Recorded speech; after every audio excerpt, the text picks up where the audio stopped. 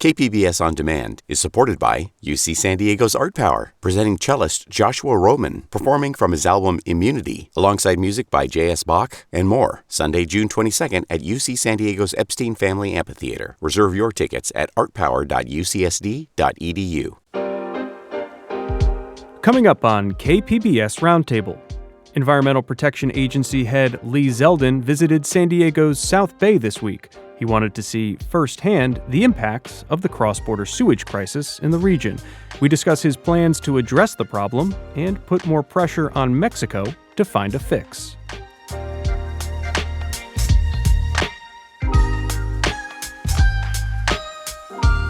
I think that was a big deal, particularly for these communities that have been asking for more federal officials that are all the way in the East Coast to come and witness that crisis close up. Then we take a look at recent reporting on special interest spending in California and what it tells us about how lobbying impacts state policymaking. That's ahead on KPBS Roundtable.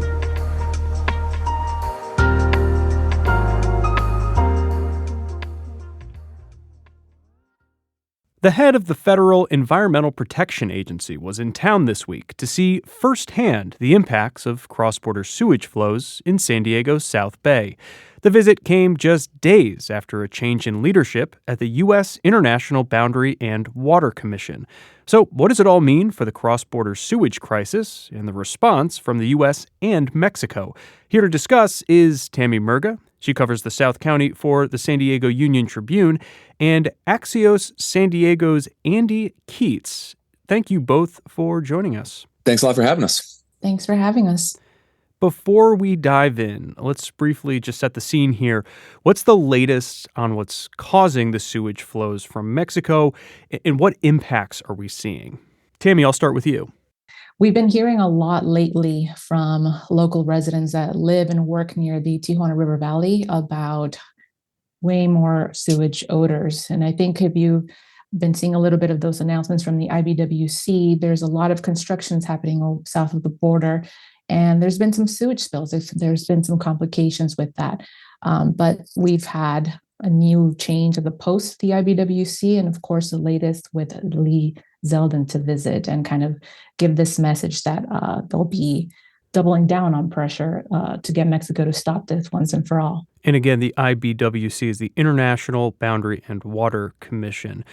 Andy, what's been done so far to address the problem? Let's look back into recent history. What's been going on? Yeah, so the basic problem facing the IBWC and the people of South Bay is that there is a much larger volume of untreated sewage that comes through the Tijuana River Valley than is capable of being handled by the wastewater plant, one that is on the San Diego side of the border and then one about 6 miles south of the border. So what's been done previously has mostly been a funding fight in Washington, D.C. to secure enough revenue to expand the capacity of the South Bay water treatment plant. Then it was learned that the plant was in need of significant repairs that had not been maintained for a very long time. And so the amount of money that had been secured wasn't going to be enough to cover all the problems. And the cost of expansion turned out to be more than had initially been estimated. And so you sort of kicked up the funding fight again to include maintenance and repair costs and the increased estimate for expanding the plant. So this is all, talking about hundreds of millions of dollars intended to essentially double the capacity of the wastewater treatment plant to handle the sewage that's coming through Tijuana. However, even with all the repairs, once they begin and once they're completed, which is in years, even that is not expected to handle the full volume of untreated sewage that comes through. So, but that's where we've been so far. So earlier this week, Lee Zeldin, the EPA administrator under President Trump, toured areas in the South Bay impacted by this cross-border sewage crisis, and he held a press conference laying out his vision and goals to address the problem. Tammy, what were your big takeaways from this visit? Yeah, I think the visit in and of itself was really important. he really just started his role as the top administrator in January, right? And he's been touring all over the country. He's been visiting multiple communities. So to stop by the affected areas in San Diego, and even he himself mentioned that he smelled those noxious odors. I think that was a big deal, particularly for these communities that have been asking for more federal officials that are all the way in the East Coast to come and witness that crisis close up. So to have them there and even meet with Navy SEALs was a big deal. Right. And the Navy SEALs have been complaining or raising issue with health effects they've been feeling from being in this water where sewage is floating up. Andy, what were your big takeaways from the visit?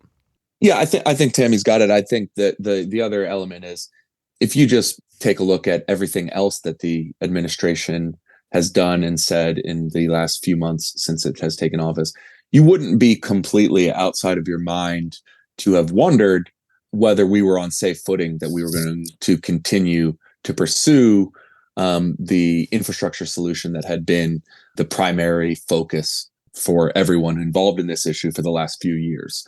So there had never been anything said that indicated the new administration intended to abandon those efforts.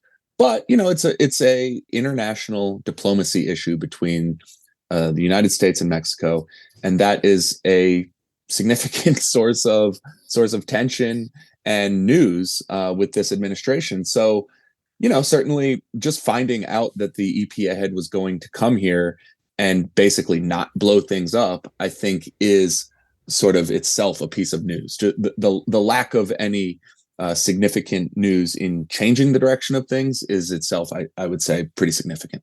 Yeah, I think Zeldin, again, as mentioned, you know, he just started this role. I think he definitely stressed that urgency of stopping this once and for all.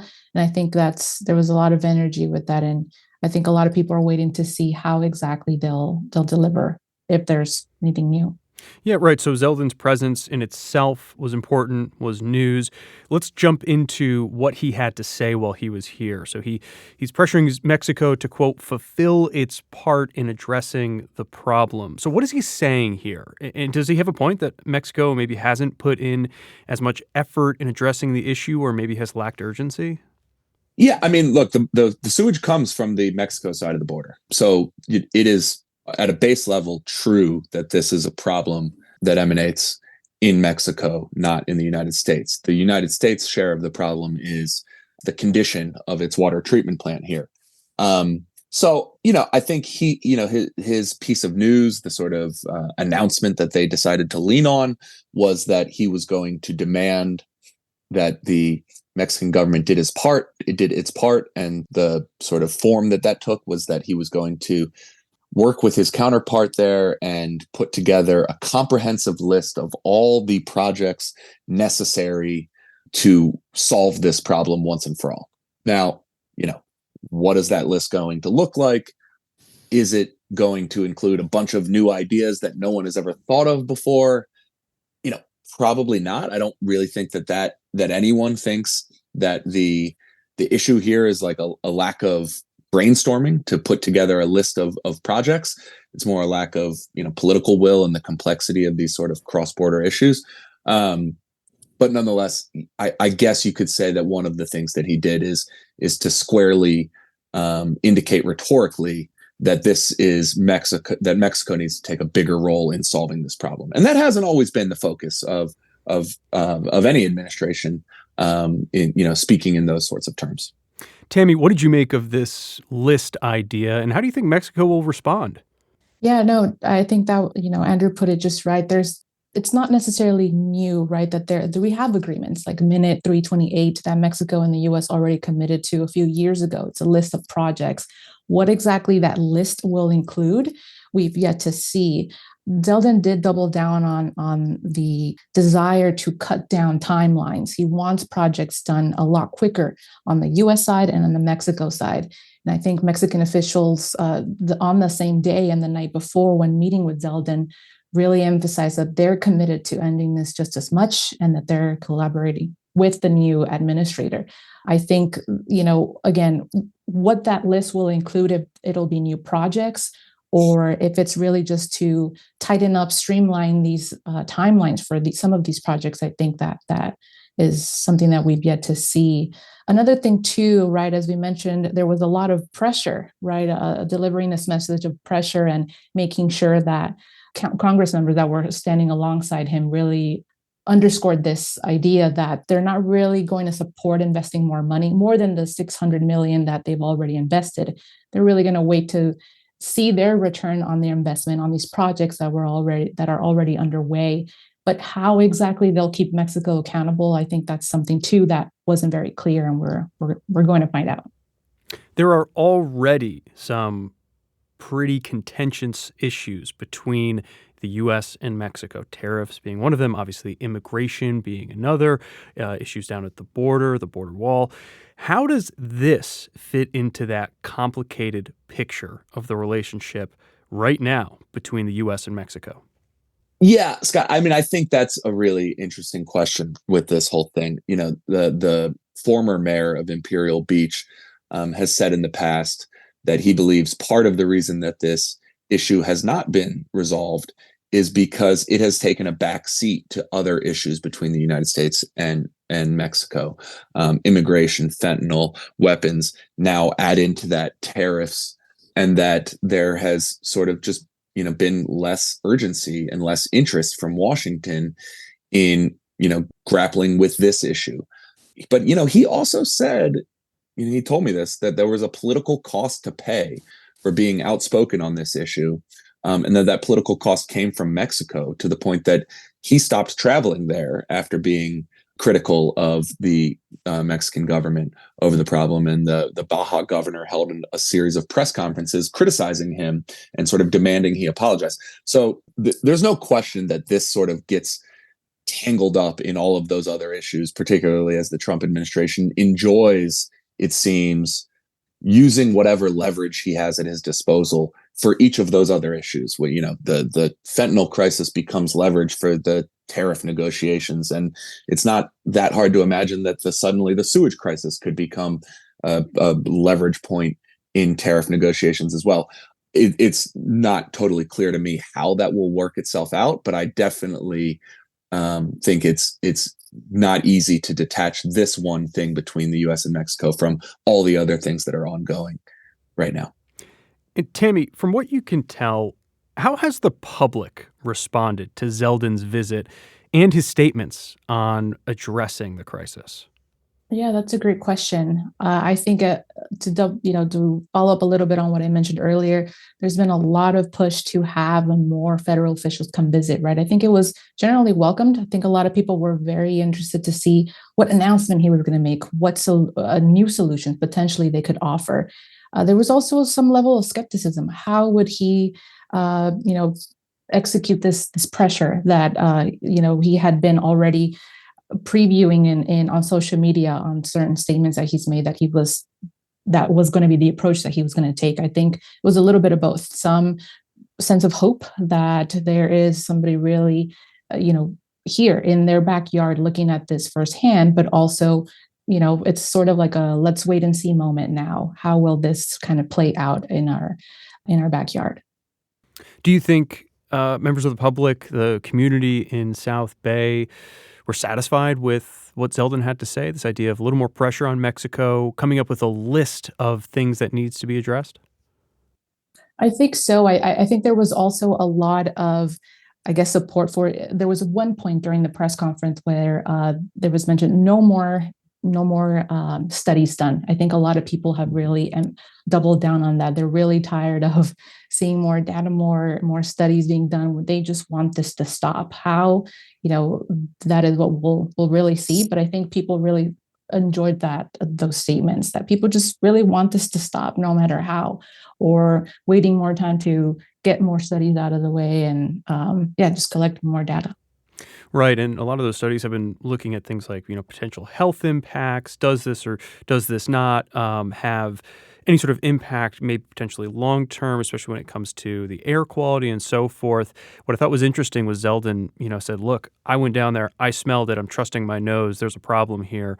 So I could see why some community members might be sort of studied out, so to speak, and they're looking for action here. I just wanted to mention too that he also kind of pointed at this local push to designate the Tijuana River Valley a Superfund site. As we saw this at the county level, and the EPA, the regional officials from the EPA came down and essentially rejected that. And Zeldin sort of indicated that, hey, we need to get these projects completed first before we can really sort of clean up this environment, that because it's going to be short-lived if we continue to have spills into the river valley. So I thought that was interesting that he pointed that out. Andy? Yeah, and I think the other thing that maybe is suddenly on the table, and it has been, understandably very frustrating for people watching this issue to see lots of discussion, lots of heated discussion, lots of political debate that hasn't, led to real results. I mean, the number of celebrations that have been held for secured funding that has not yet meant any amount of, less untreated sewage going into the ocean, and, ultimately resulting in beach closures, has been significant. But now that we can start to say, look, you've got all the money that you're going to get for this project, and we don't need to have another fight about that.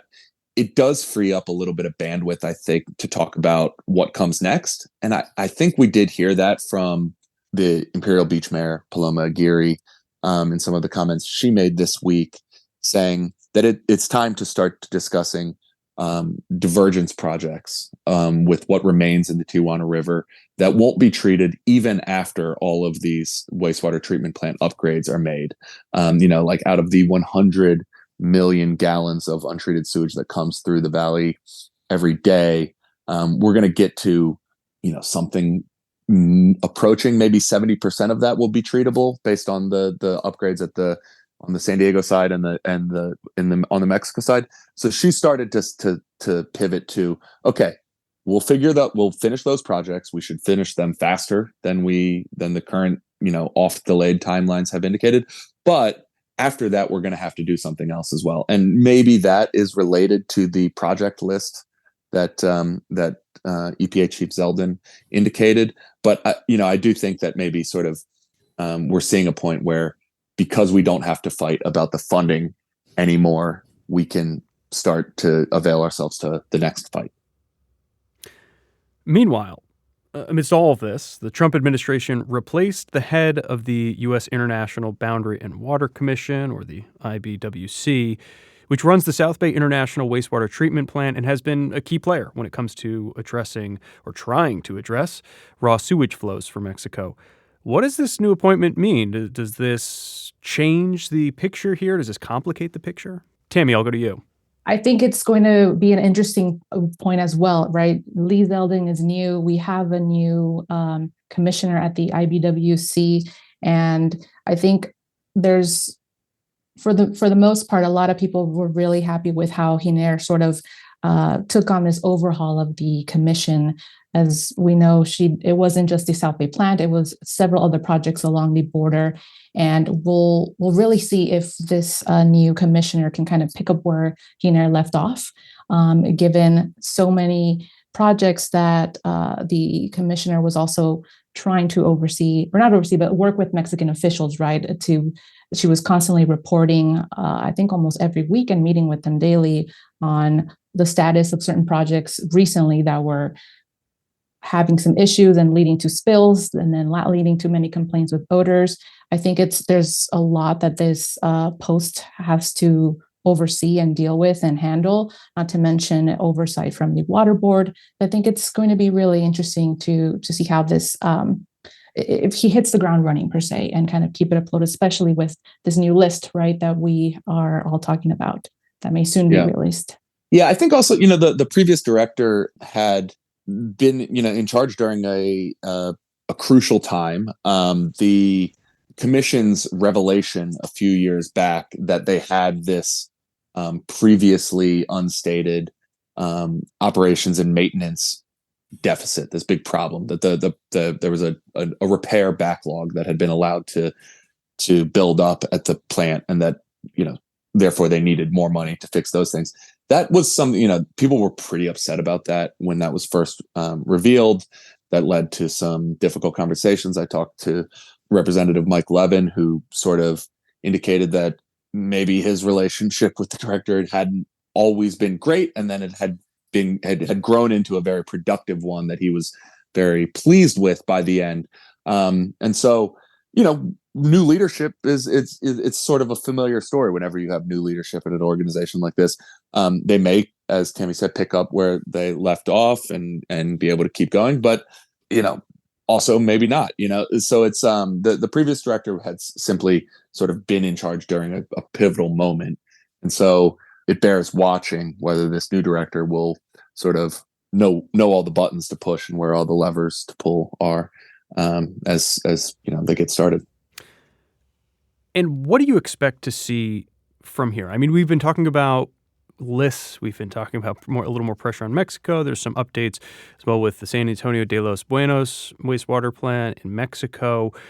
What's something specific that you're keeping an eye on, that you're looking out for, whether it be action from the Trump administration or Mexico or something else?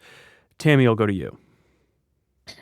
Yeah, personally, as you mentioned, the San Antonio de los Buenos plant, Mexico just said during Lee Zeldin's visit that the plant is just days away from opening.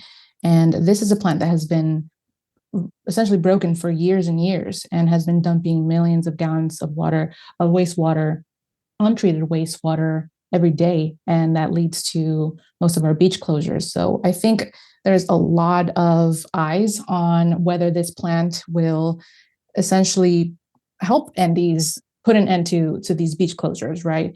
In addition to all these other projects like the International Collector in Mexico, that's supposed to also undergo a major overhaul. Both of these, I think, will be really huge to see if they can essentially stop, again, flows by the river and the ocean. So hopefully by this summer, we can see some changes, some progress in odors and beach closures. So I think those are the two main ones that I'll be watching out for. Yeah, I think that's the biggest ones. I mean, I think also, I think if we go back through the assorted headlines of everyone who's covered this issue over the last 5 years, there's probably been a lot of overly optimistic timelines for when projects would get started and when projects that were started would get finished. So in terms of what we're watching, I would also say we could be careful to keep an eye on the improvements and upgrades at the South Bay water treatment plant as well.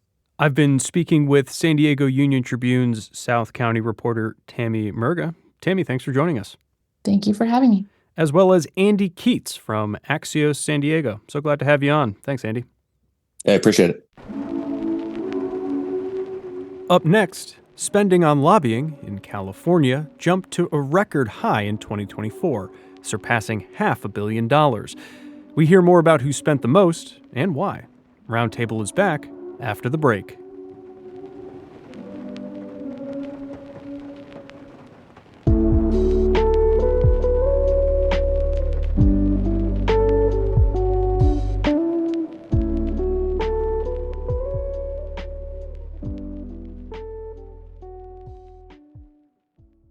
KPBS On Demand is supported by UC San Diego's Art Power, presenting cellist Joshua Roman, performing from his album Immunity, alongside music by J.S. Bach and more, Sunday, June 22nd at UC San Diego's Epstein Family Amphitheater. Reserve your tickets at artpower.ucsd.edu. Welcome back to KPBS Roundtable. I'm Scott Rodd. Special interest spending in California reached a new high in 2024. Lobbying groups and large corporations spent over $500 million to influence state lawmakers and officials. That figure is up 10% from the previous year.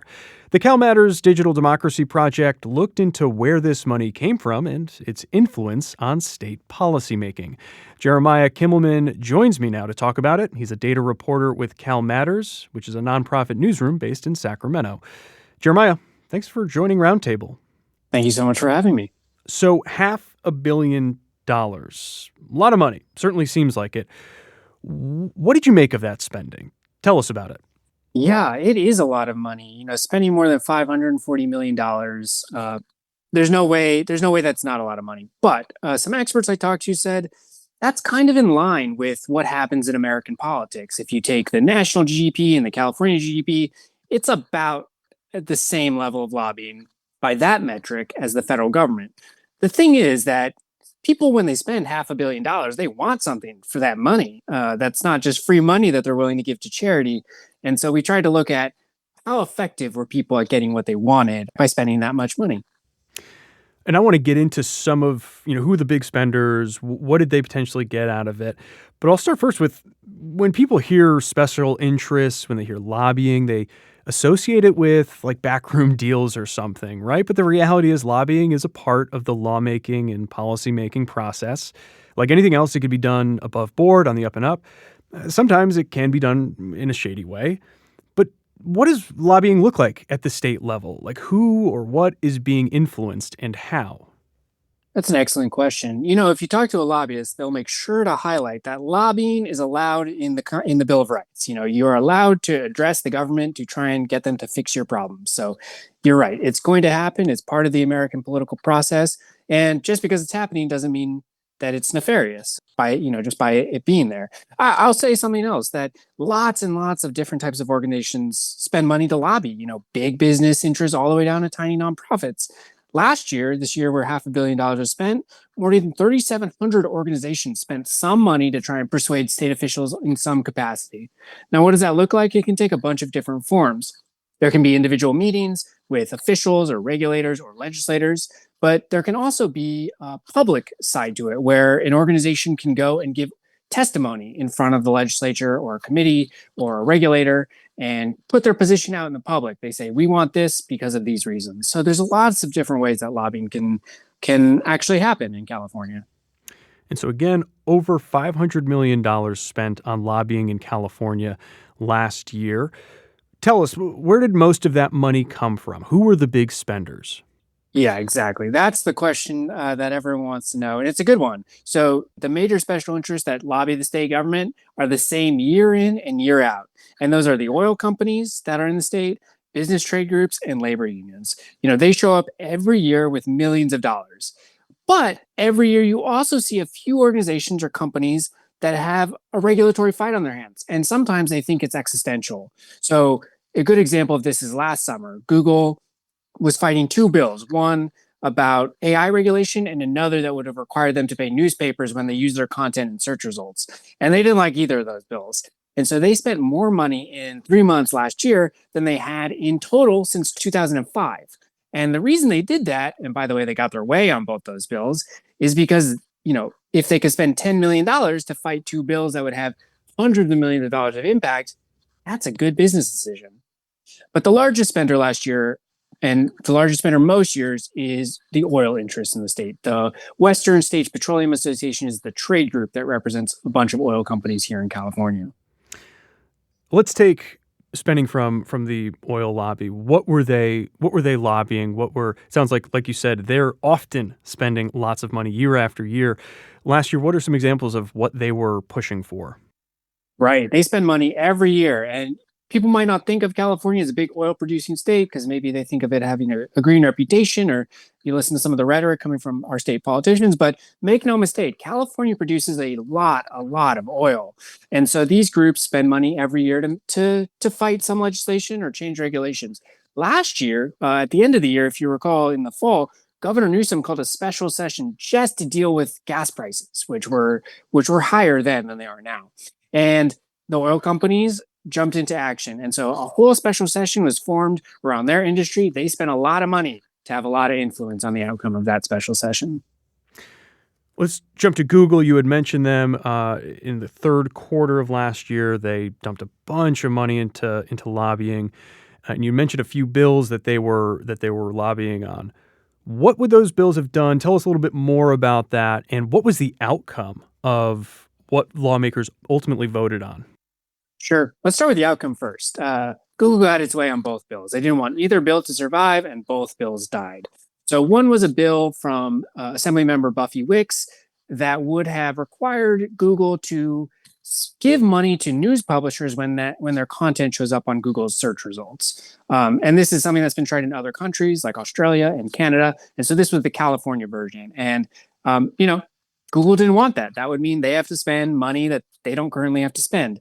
So ultimately, they lobbied a lot, and that bill died in a compromise. It didn't even get to a vote. Actually, the next bill that they were really concerned with was a bill from Senator Scott Wiener from San Francisco that was all about AI regulations and increasing the amount of testing for harm that the state would require companies doing AI products to do. And so Google doesn't have to do that now. They didn't want to do that in the future. And so they fought that bill, and that bill also didn't make it out of the legislature.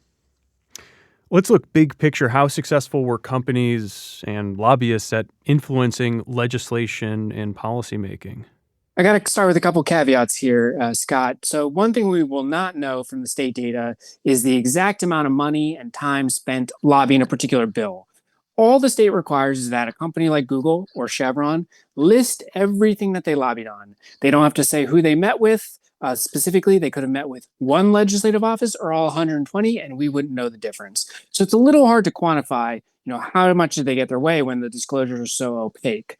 But we have a project here at CalMatters called Digital Democracy. And what that does is it sucks in a bunch of data from across the legislature, stuff like campaign contributions, gifts, lobbying, and also what is said and happens in committee hearings and on the floor. And from that, we can actually say these groups took this public position on this bill, whether they wanted to succeed or fail or some sort of change. And so we did an analysis that showed, in general, those business groups got their way about 60% of the time. Now, I have to also give you a caveat to that. A longtime lobbyist named Chris McKelly told me that might be an undercount because it can take more than 1 year to successfully pass a bill. Sometimes it takes 6, 7, 8 years, and you fail every year. But when it works, you get a seismic change in the law. And so my analysis wouldn't account for that because it's hard to do. But what we found is that these big businesses got their way about 60% of the time when they took public positions. So it seems like money well spent for the most part.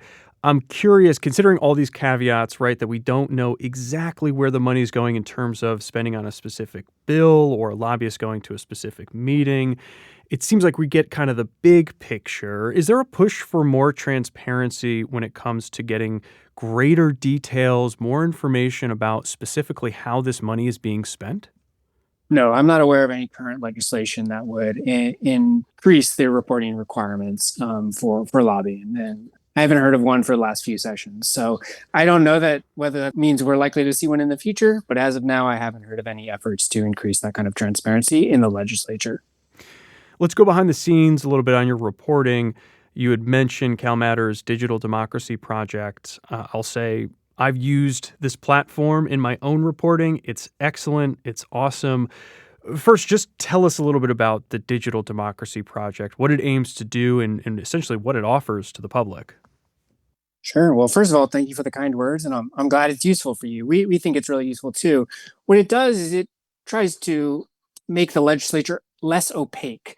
If you don't live in Sacramento, if you don't go to these committee hearings a lot, the activity that goes on is really hard to discern. You have to watch hours of hearing meetings just to find the 2 minutes where they're talking about the particular relevant thing, or you have to go to those meetings. And what Digital Democracy does is try and make it so you can do that from anywhere in the state or really the world. We take the legislative hearings, we generate a transcript, and then we annotate that and say, well, this is this person, and they're talking about this bill, and they're from this organization. And once we have all that data kind of put together, structured, we can really do some compelling analysis like what I've just told you about, trying to figure out how effective our lobbying. Or you can go on our Digital Democracy website and see which legislators have taken the most gifts from different companies, or who has taken the most campaign contributions from a particular sector, organized labor or oil or even solar energy. In this story specifically on lobbying, how did you dig through state records, put this all together and get a detailed understanding of who was spending what and where the money was going? What went into that? And how does that compare to maybe what you would have had to do before CalMatters built this Digital Democracy Project? Because I know that the state of California often gets dinged for its pretty outdated systems for tracking data and making public information available to Californians. Well, They do, don't they? The state does get some criticism for that. And, the site that they published this data on, it was actually built during the Clinton administration. So I'll just leave that there. But what we did is we take the state data the data that the state publishes, and they do put it online on a website from the Secretary of State. And so we make sure to go and capture all that data, download it, and make sure to organize it by lobbying group, like who's spending the money, and then also aggregate it by year. So the state doesn't do that, and we do that.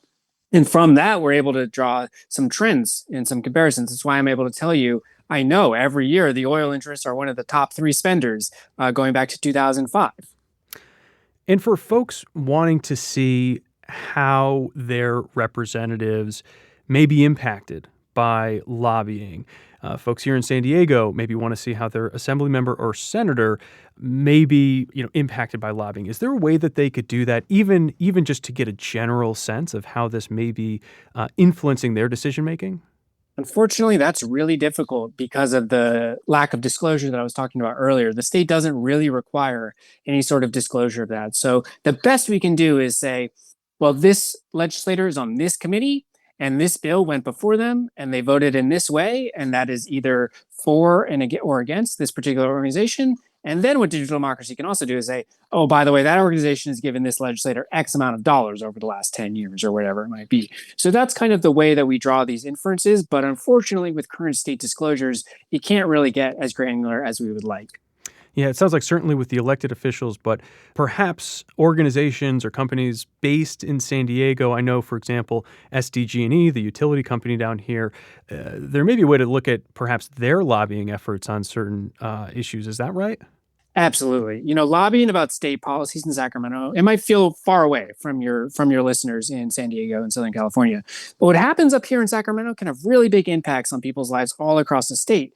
The state can have new laws about zoning reform, or even whether your electricity rate gets increased. And so last year, a few San Diego organizations spent money. So as you said, San Diego Gas and Electric spent nearly $1.7 million to lobby state officials, including the Public Utilities Commission. And remember, that's the regulatory agency that decides if your electricity rates can go up or not.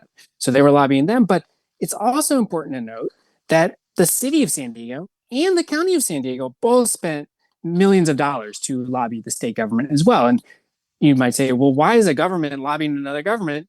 Well, because the state government can have a big impact on the operations of a municipal government, whether that's changing how much housing density needs to be allowed near a transit stop, or going to something like how much transparency and data must be collected and reported by local law enforcement agencies. Really excellent reporting. Thank you so much for staying on top of this. Jeremiah Kimmelman is a data reporter with Cal Matters. Jeremiah, thanks for joining Roundtable. Thanks so much for having me.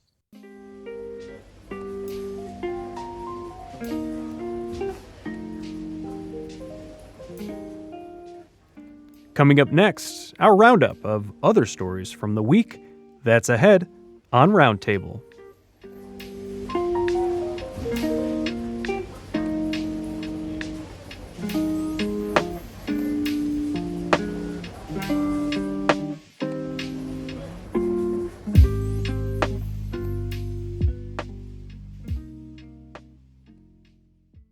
KPBS On Demand is supported by UC San Diego's Art Power, presenting cellist Joshua Roman, performing from his album Immunity, alongside music by J.S. Bach and more, Sunday, June 22nd at UC San Diego's Epstein Family Amphitheater. Reserve your tickets at artpower.ucsd.edu. Welcome back to KPBS Roundtable. I'm Scott Rod.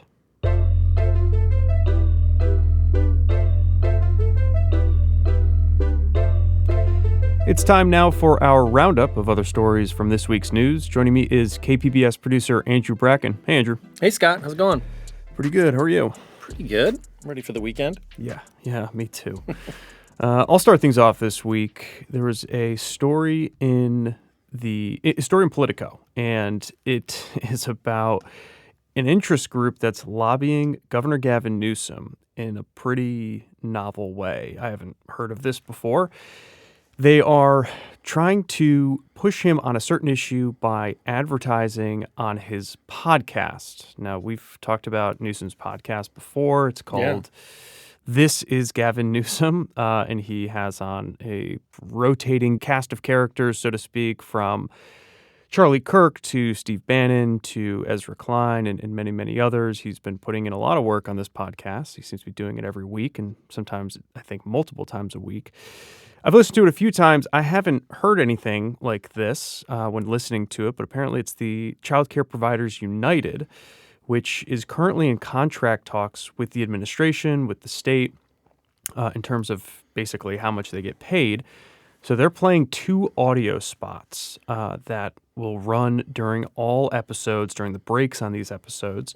And according to a spokesperson for Child Care Providers United, the ads will also be targeted at a list of major donors and decision makers across all iHeartMedia podcasts. I'm not really sure what that means.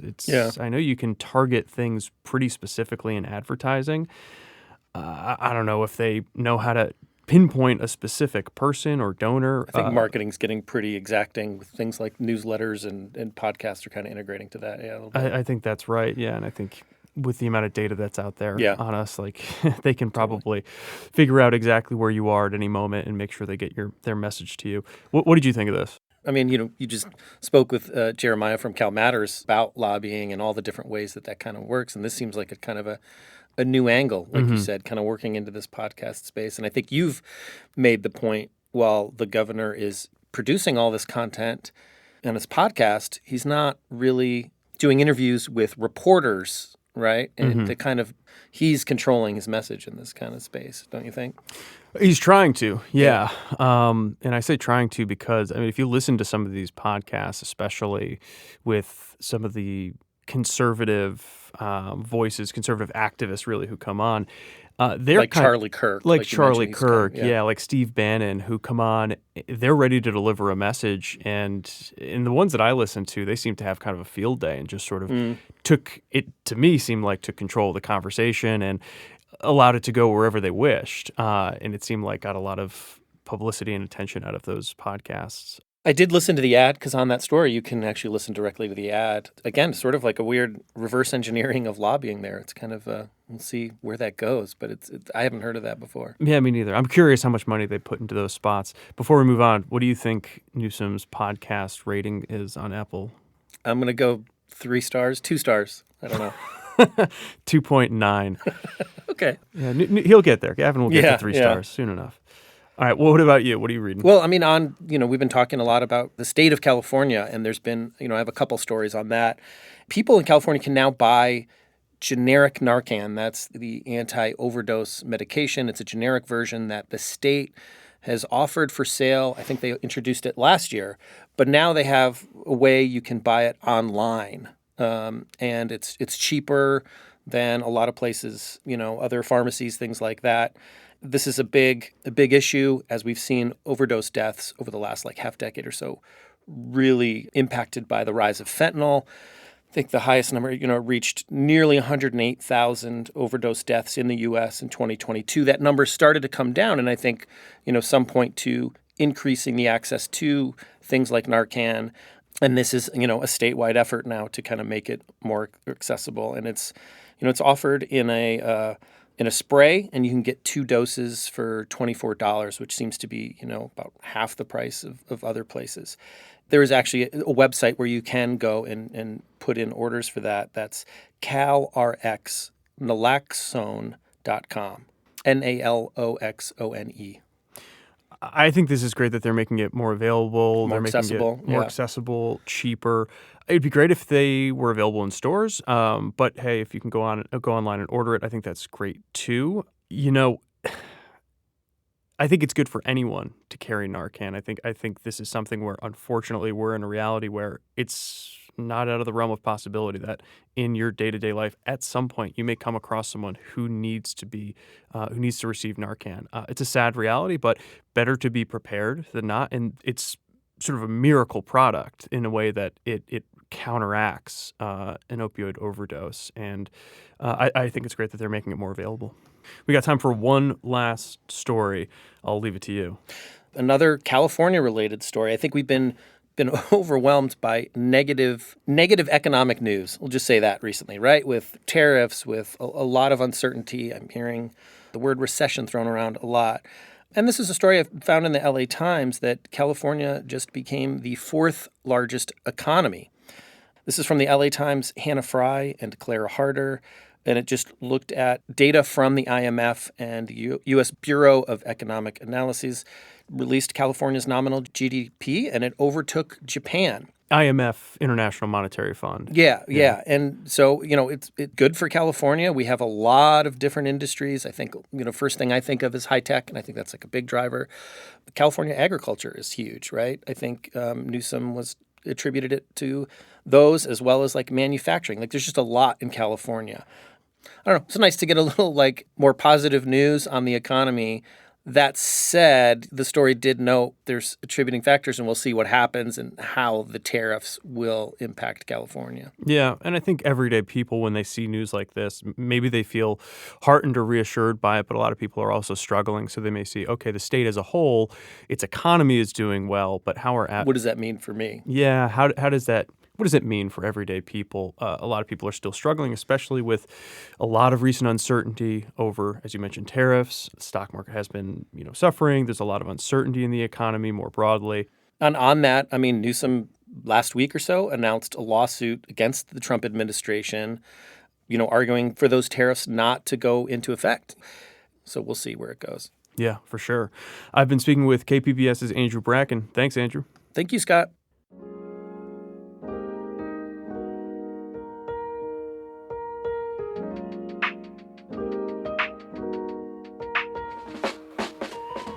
Thanks for listening to KPBS Roundtable. You can listen to the show anytime as a podcast. Roundtable airs on KPBS FM at noon on Fridays and again Sundays at 6 a.m. If you have any thoughts on today's show, you can email us at roundtable@kpbs.org. You can also leave us a message at 619-452-0228.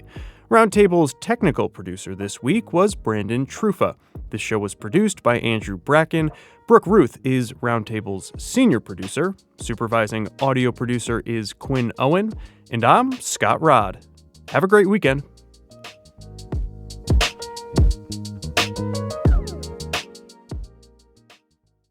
KPBS On Demand is supported by UC San Diego's Art Power, presenting cellist Joshua Roman, performing from his album Immunity, alongside music by J.S. Bach and more, Sunday, June 22nd at UC San Diego's Epstein Family Amphitheater. Reserve your tickets at artpower.ucsd.edu.